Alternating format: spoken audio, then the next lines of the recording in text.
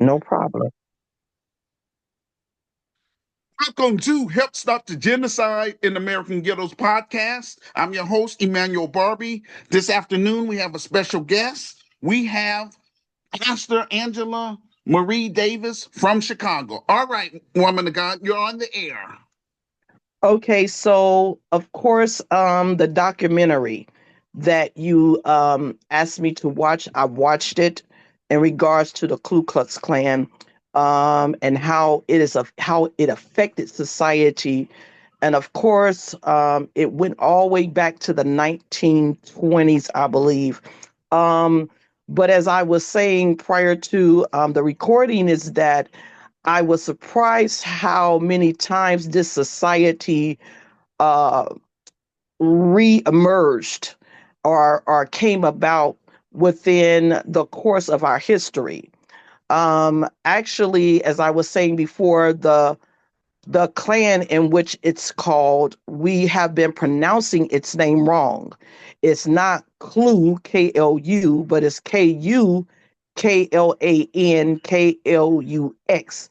And the word coup comes from, actually a Scottish word, okay?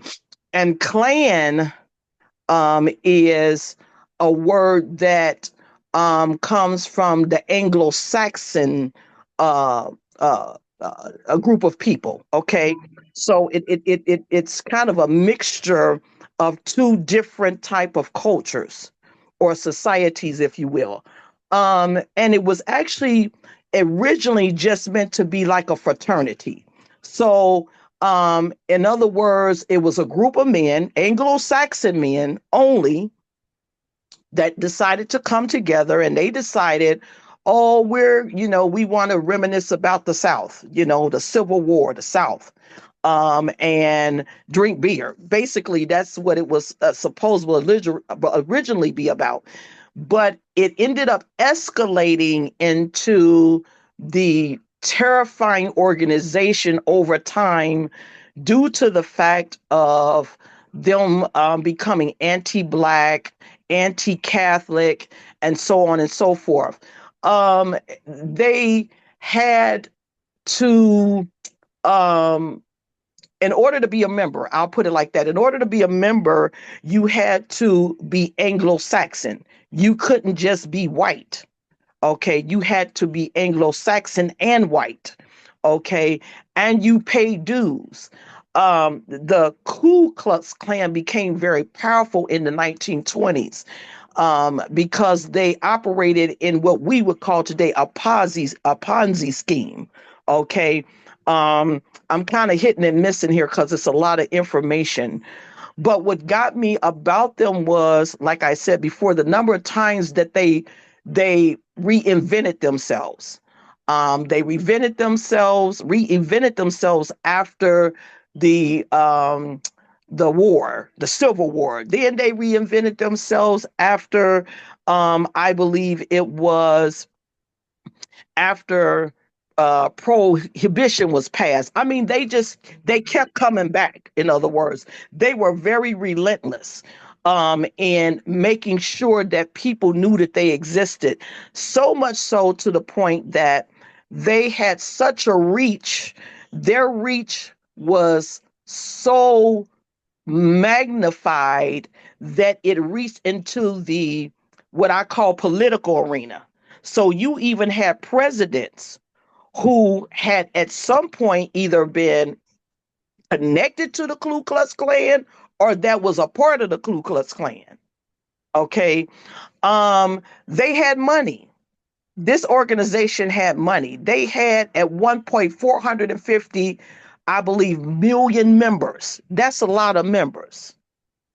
And this was not just geared towards grown men, white Anglo-Saxon men. They even recruited young people. I think it was from the age like maybe 8 years old up until 18, somewhere around in that area. They would recruit them. Okay. They had so much power. They had radio stations, they had a newspaper. They really were out there. This is during the 1920s. Okay. And what really got me was is that they again started out to be just a regular old fraternity. Okay. But the hate part of it started when Black or Afro Americans or African Americans begin to assert themselves.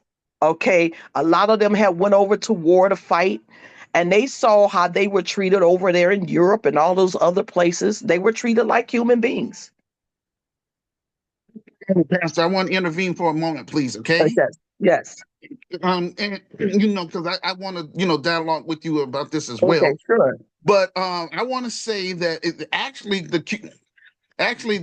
Klan actually started after 1865 when our people were freed from, when Abraham Lincoln, freed us from Yes, the slavery. I'm just saying because yes, they yes, because they really didn't put that part in there that much. I don't remember in that documentary, but they actually started 1865, and it was really trying to get black Americans in terms of vote not to vote. yes, yes. So Yeah, it was they it were was intimidating them at the polls. yeah, They yes. would stand at the poll and they would intimidate the black men to try to keep them from voting. That's why I said, if you remember at the beginning, I said I'm gonna kind of be jumping around because it was a lot to watch. It was a lot of history in there. Unless you're some kind of group, really, your mind is really really astute. It's hard to remember everything because I watched it over. It took me over a course of 3 days to watch it, but the things that I remember is what I'm bringing out. But you're absolutely right. It did start in the 1800s, pretty much, where they stood at the voting places and they intimidated the black men from voting. It even got to the point where when they first started, they would wear different costumes. I don't know if you remember hearing this part in the documentary. They would put on different costumes and they would go around scaring people. I mean, they did some really off the wall things. And actually, it was the African American people who they targeted when they did that. Yes, Because go ahead. yes, but what I want to say, the reason they preferred wearing, the white sheets and all that stuff is supposed to be a remnants of, the Confederacy because they Right. lost. Now, only thing I Yes. want to say, woman of God, and this is the hardest part, Right. and a lot of people don't want to talk about this part. They consider themselves Christians.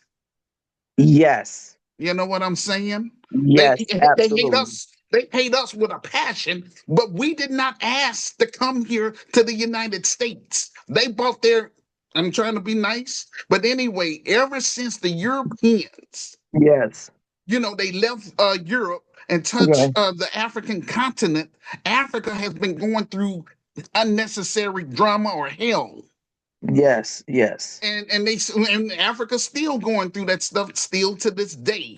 Yes. Yes. And so what I'm trying to say to my my audience and everyone else, is that Yes. we as I would say black Americans and as Africans, we Yes. need to work together because if we lose Africa, we lose everything. And so I'm really proud of what's going on over there in West Africa, um, in Mali, Burkina Faso, and Niger. It took them 39 years, but it doesn't matter. I'm just glad they all got on code and they kicked out the French. And Yes. now Yes. France is about to collapse because I'm just keeping it 100. Yes. Europe cannot, or the West, even I'm going to go there further. The West cannot survive without African resources. Those resources Absolutely. belongs to black Africans. And that's what black Africans need to realize. That's ours. That doesn't belong to them. That's how come a lot of them now are flocking to Africa, especially in South Africa called the Cape. They want to break Yes. away from South Africa. That's not right. That's our Yeah. continent. Now we can't do that kind of stuff over there as Africans in Europe have But our own black towns and stuff like that. So I'm saying all this racism and all that stuff is, it's being unraveled, and But now see, people that are was the understanding, let me and say this. people. That was the intent of slavery. See, that's that part of the slavery thing. The intent of slavery was to keep us divided amongst ourselves. I want, And we woman of God, and I we want to go still further. haven't go Woman of ahead. God, I want to go a little step further than that. The whole purpose of slavery is because these white supremacist financial elites was too lazy to create the United States of America. They needed African slaves to do it. And what upsets me the most is that once we were emancipated back in 1865, the United States government compensated, the former slave owners, but they didn't give the descendants, or anyway the slaves, the actual slaves, anything. We didn't, our ancestors didn't get any, zero. And so this is what I'm saying. All this stuff that's going on now is all due to these Europeans. Absolutely. Well, they've always had a sense of entitlement from the get-go. They always thought that they were the elite of the elite as far as the class of people is concerned. And so, I mean, if you actually go back in history, history will tell you that they're not. That's number one. And they've always been intimidated by the African American community. Everything we do better. I don't care what it is, whatever sport, whatever area of creativity, the arts, whatever we decide to do, we do better. And they're intimidated by that. And my whole point I was making when I was talking was it's a generational thing with them. Okay. It's been handed down from generation to generation. That's why even today in this society, you still have Caucasian white people that cannot stand black people. Not necessarily because of something we did, but just because of the fact that that hatred and all of those things were handed down from generation to generation. That's why I talked about the resurgence of the Ku Klux Klan, because different eras at different times they used different issues that were going on to reinvent themselves and try to come back as a society. Now it lasted for a short time or a short period of time, and then they went back underground. Okay. But it's all it's the same scenario even today. They lay low, they lay low, they lay low. And then when you have certain type of leadership, when it starts to come out or it starts to manifest itself, they feel like then that's the time to reinvent the wheel and come out and be more open than they've ever been. It's like you opened the floodgate. That's what's even going on now. The floodgate has been opened.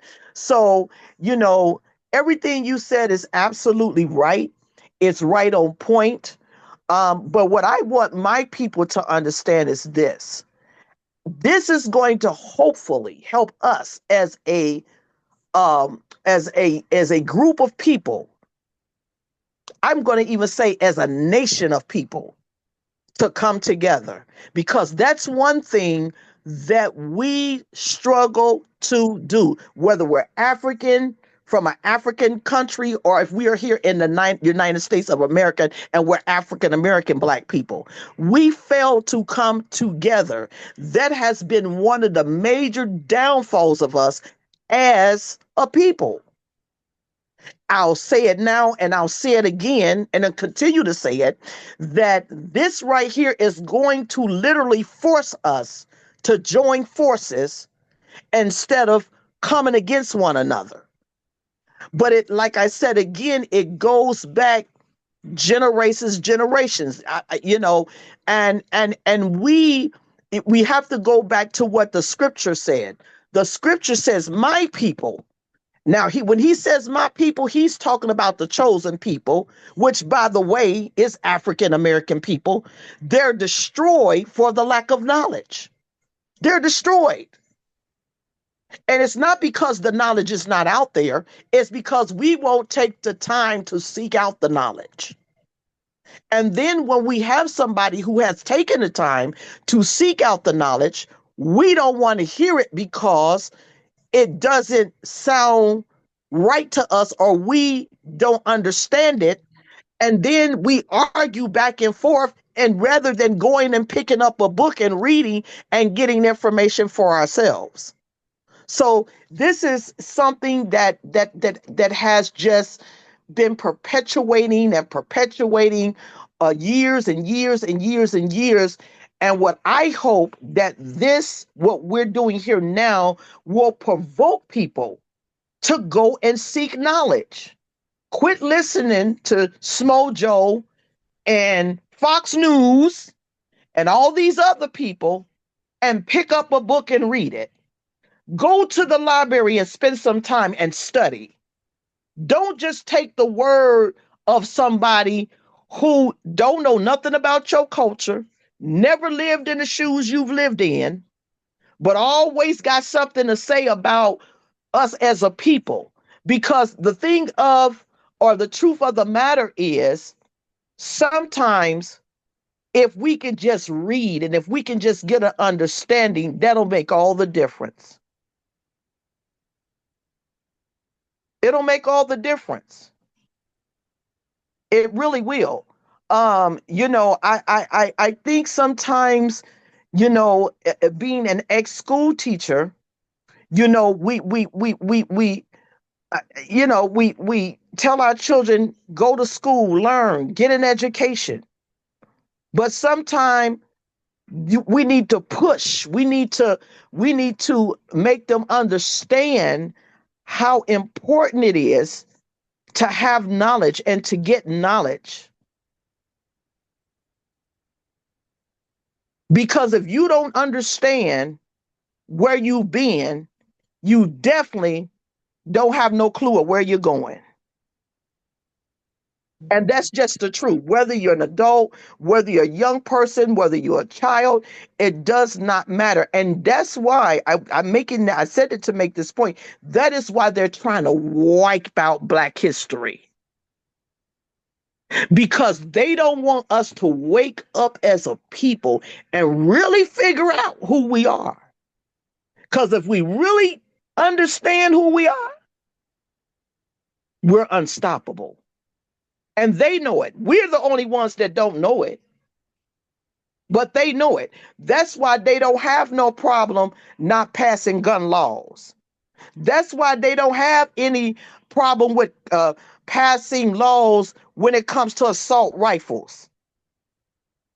Because they want us to kill ourselves. They want us to wipe each other out.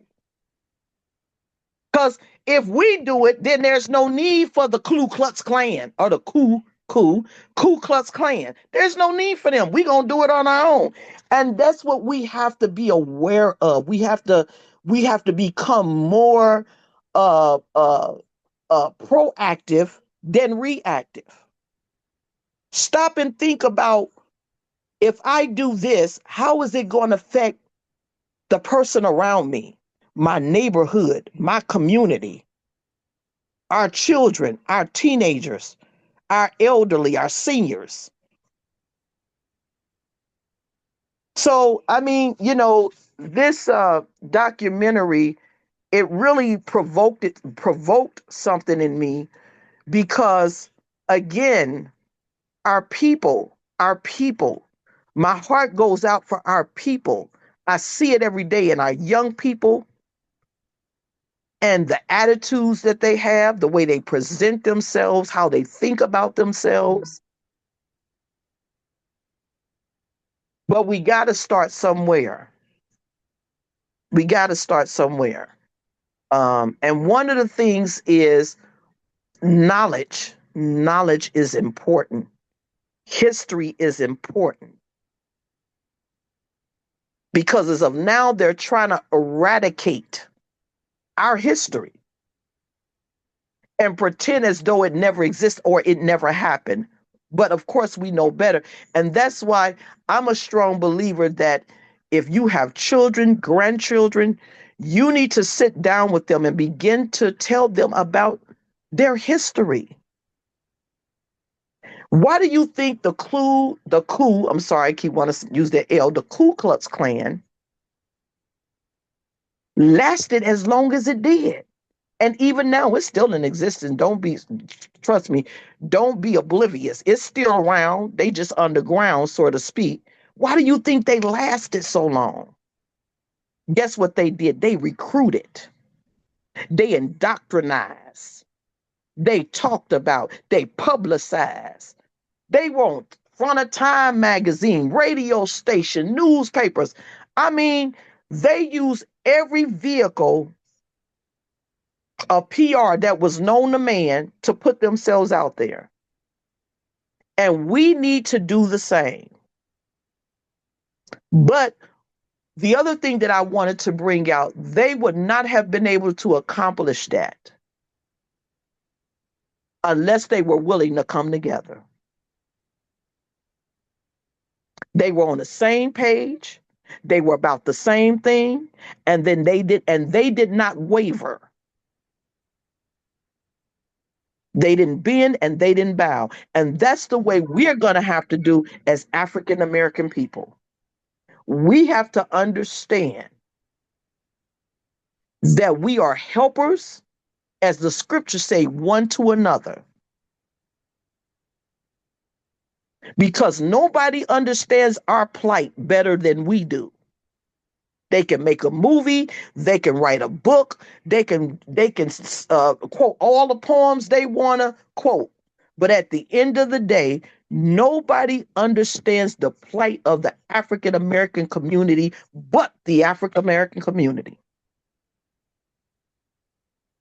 And we got to take the knowledge that we know, the knowledge that we have, and pass it down from generation to generation. Because now we have a group of people who absolutely don't know who they are. They don't know. Intervene for a minute, if you don't mind, all right? Okay, sure. Because yes, I did, invite you on as a guest speaker, and I did turn the floor over to you. But these are some exciting, very important topics. Yes, So I yes, and so I want to, just intervene and just say a few things, sure. especially for my listeners out there. Now, Yes, on the spiritual level, well, first of all, before I go to the spiritual level, I want to say that this white supremacy is global yes, because what's happening right now in the UK, for example, they're doing the same thing like they're doing here in America. Um, it's called the far right. That's where the yes, racism really comes from, yes, and so yeah, they want to get rid of immigrants and all that stuff, but this is what a lot of people fail to realize. The reason why I'm just going to go there. A lot of Africans and people from the Middle East and all over, I'm gonna just say quote unquote foreigners are going to Europe and flocking to the UK, and even up there in Canada, it's happening there as well. This is how come I show all this stuff on different videos. I'd like to come with receipts. I don't just want to just be writing and just be talking out the side of my neck. I come with, sources. yes, So anyway, that's because the white supremacist financial elites destabilize even down there in Latin America. That's why they're flooding coming to America, because these people destabilize their economy. So that's how come a lot of people, they want to survive. They want to feed their families. So they're looking at going to these great quote unquote first world nations. But the first world nations, again, stole a majority of the resources from the African continent. and not just Africa, but also, Brazil. They stole these in these states and Canada, even this uh, United States of America. But basically, they're the ones destabilize everybody's economy. And so why, let's say here in America, they want to whitewash, history because they really don't want to pay Black Americans reparations. That's one of the things, because that's what we're demanding. That's what I'm trying to encourage my listeners to get involved with my business, the grassroots community activist movement, to become members of that. This is why I wrote my story. This is very important, ladies and gentlemen, right here. This book has been on Amazon now for 13 years and still barely selling. It barely selling. But this is why Jesus/Yahshua called me to create this platform to get this book on that bestsellers list so I can do my job. Everything in here, this is the vision right here, and this is the foundation of my Christian business, the Grassroots Community Activists, the Grassroots Community Activist Institute of Chicago. But it's going to be GRCAM members that's going to have to build this. You're going to have to get behind this. And all I ask is for people to read my story. It's available. My book is available in two forms. It's available as a soft cover book for $15 plus shipping and handling. It's available on Amazon.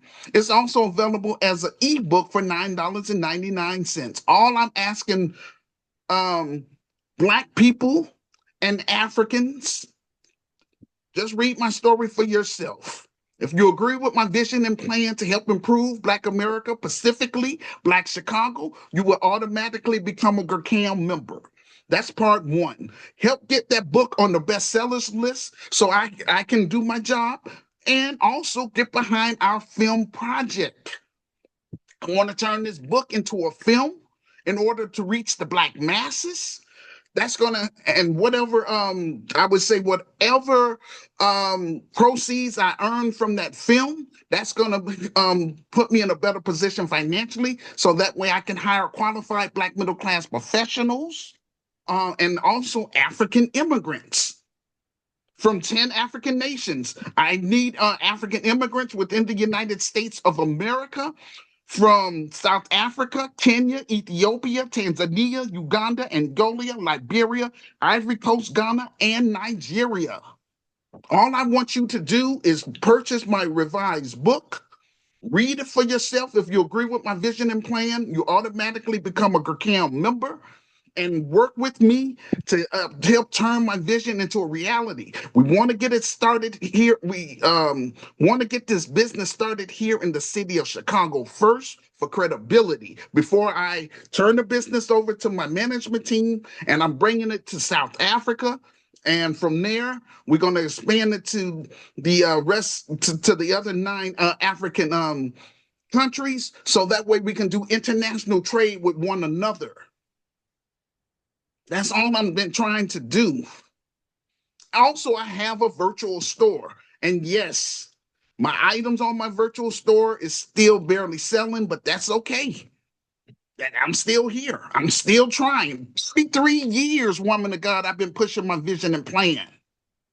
Little to no support.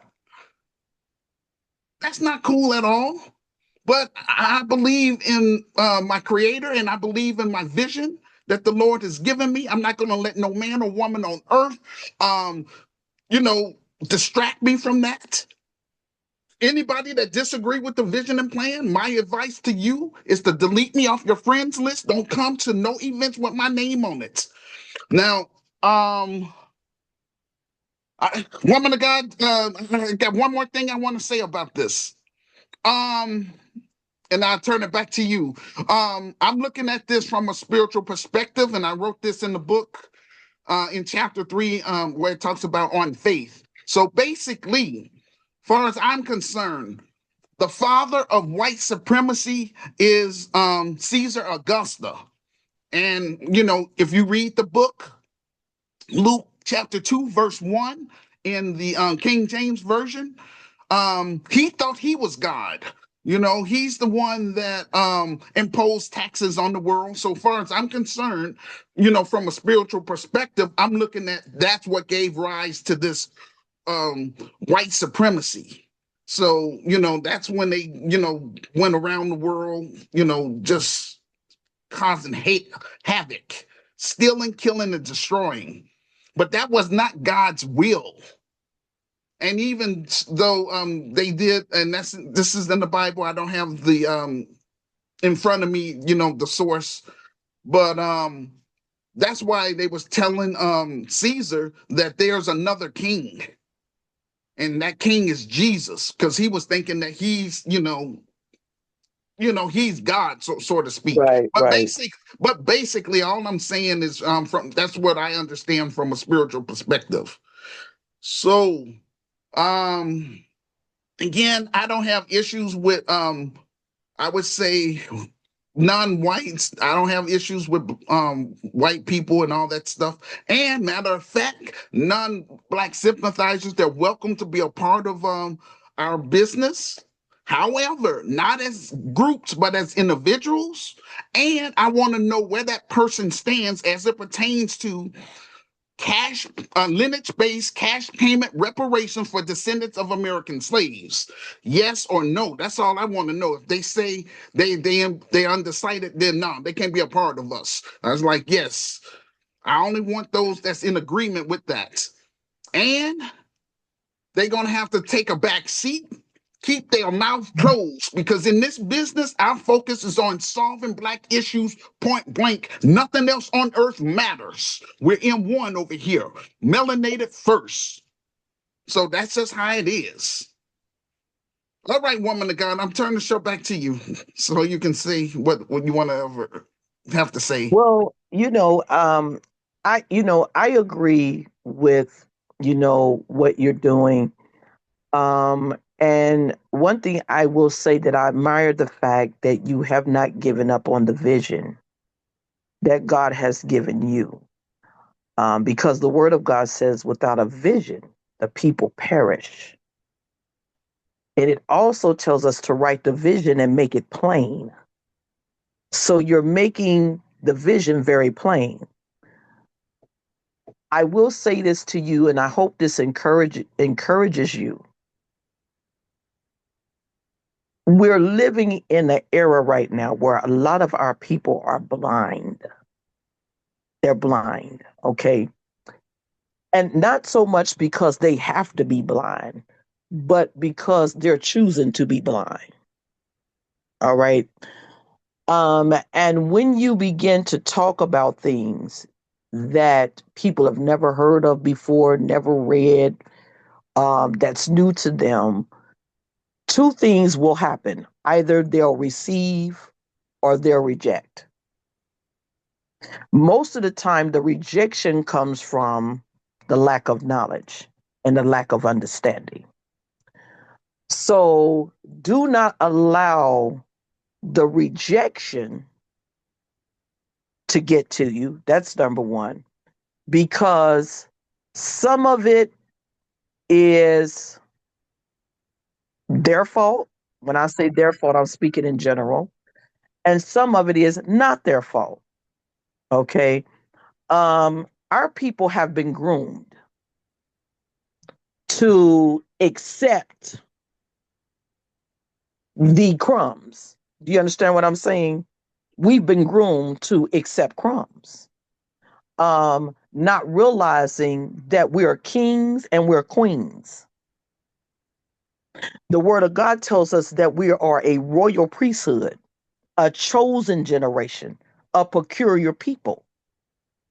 But most of us have never heard that unless we're church people. So, with that being said, you have all these years of programming that have taken place with us. It didn't, how we think didn't happen overnight, and it's not going to change overnight. But little by little, with people like yourself and others who are shedding truth to light prayerfully, prayerfully our people will begin to wake up out of their slumber and out of their sleep. For a long time, our people were made to feel as though they didn't matter, what they said didn't matter, what they did didn't matter. And so, whether we know it or not, that had a big effect on how we see ourselves. I can tell a person something all day long about themselves, but until they see themselves as what I'm saying that they are or who they are,